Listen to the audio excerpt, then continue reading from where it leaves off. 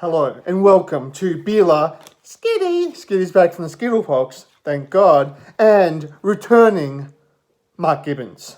Skitty! Hi, everybody. So today we will be talking about Star Wars 2, Attack of the Clones. The Skitty. clones. So, what did you think of the movie after the rewatch? Well, it had the bones of a good story, right? It had the tensions between Anakin and Obi-Wan, which ultimately leads to the fall of Anakin, and you can see that playing out. It's got the his struggle to stay on the path, his sort of emotional journey. There's a mystery story going on. Who tried to kill Padme, and why? You've got the further rise of the Emperor and the decline of the Republic and the Civil War. You get the first, and I think the only time you see Jedi fighting a battle together in all of the Star Wars series. You get this massive Jedi all at once. So the bones were there. Because This movie fell down in the execution. because you're making it sound really good. I'm like, oh my God, this sounds like a good movie. That is a description of the story. Yep. But where did it go wrong? Well, do you want to go first? Sure. Let me give you a quote from my phone. From his phone. I'm not afraid to die. I've been dying a little bit each day since you've come back into my life, says Padme. Oh, come on. That's where it went. That's one of the places it went wrong. That type of dialogue, god awful. So, okay, I know that this has been said 1,000 times before. I don't want to dwell on it, but George Lucas cannot write romance. It's just an unfortunate thing of him. Are you telling me Anakin Skywalker saying, "You love me"? I thought that had decided not to fall in love. That we would be forced to live a lie, and that it would destroy our lives. Telling me that's not good romance? That dialogue's coarse and rough and irritating.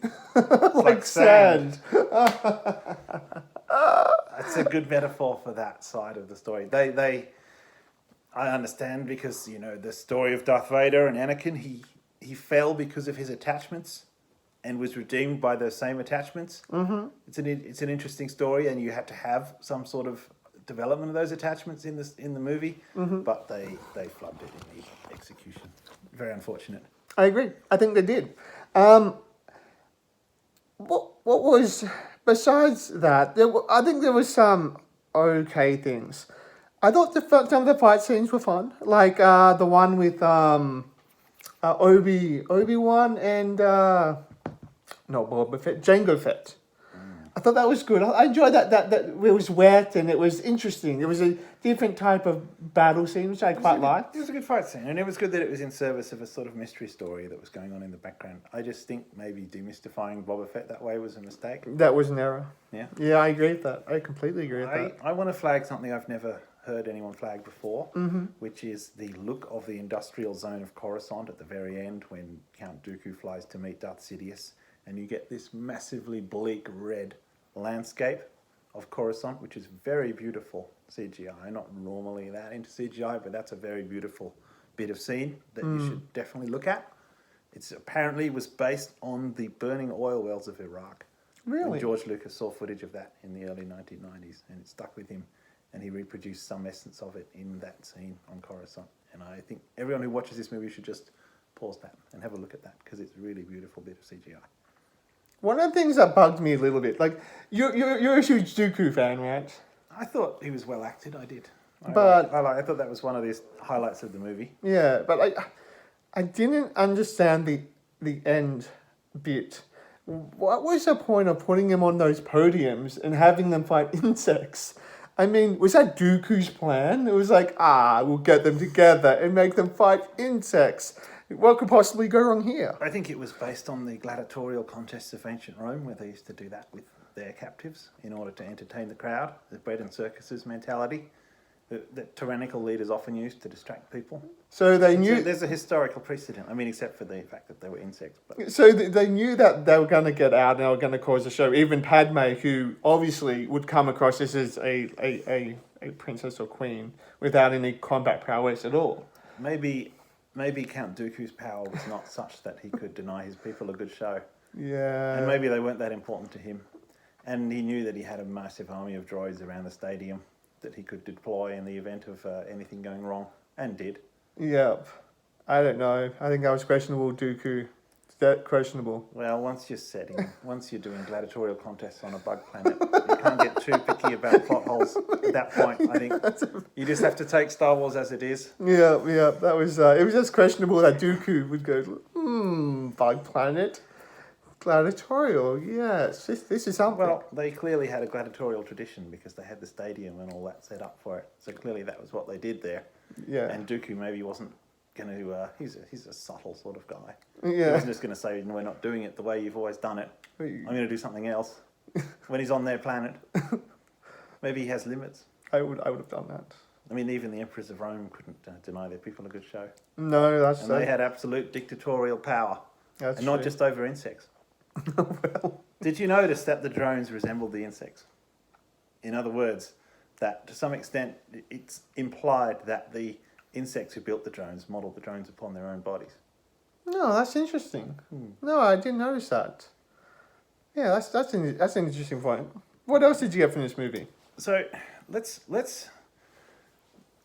look at the rich Star Wars tradition of middle films. Let's rate this one as a middle film. So there's two other middle films, right? Yep, Episode 5 is probably the very, very best example that's the best. of a middle film. That was Deepening the storylines and the characters and bringing it forward and being a real good bridge for the third movie. I agree. And I agree. Episode 8, like the very, very worst example of a middle film, trashing and disrespecting the storylines from the movie before it and leaving the third movie with nothing. So where do we rate this movie? I think you're being harsh on episode 8, but it's not about episode 8. How do we rate this as a middle film, I given the varying tradition of Star Wars middle films? I'd say it's the weakest. Because we're in disagreement on the episode 8 here. We're in disagreement a little bit. Yeah, I think it's the weakest. The acting was terrible. The storyline. But no, as a middle film. As a middle film. Did it develop the characters of the first film? Successfully? Did it deepen their relationships? Successfully? Yeah. Did it deepen its relationships? Yeah. It was ridiculous. It was like it was so badly written. The development of relationships, like Padme and Anakin got married after a couple of days, and even after, like, Anakin's like, "Oh, I killed all these sand people," and Padme's like, "Hey, that's what I like to hear. That turns me on." It's just ridiculous. That's ridiculous of character development. I think that they flubbed on the romantic relationship. So they had had a good setup to that from the first film, which was The Phantom Menace, and they sort of lost it in bad dialogue and unlikely scenes. But the Obi-Wan and Anakin, I think that relationship they did manage to deepen. Well, that's one. And that set him up quite well for the third film.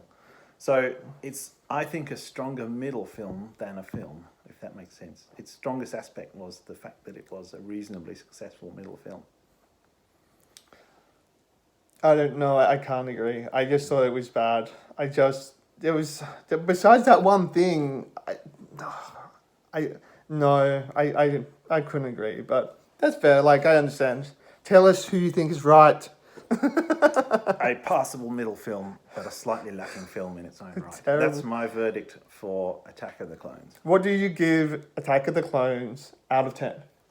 What's your final say? I'm giving it a 6.5, maybe 7.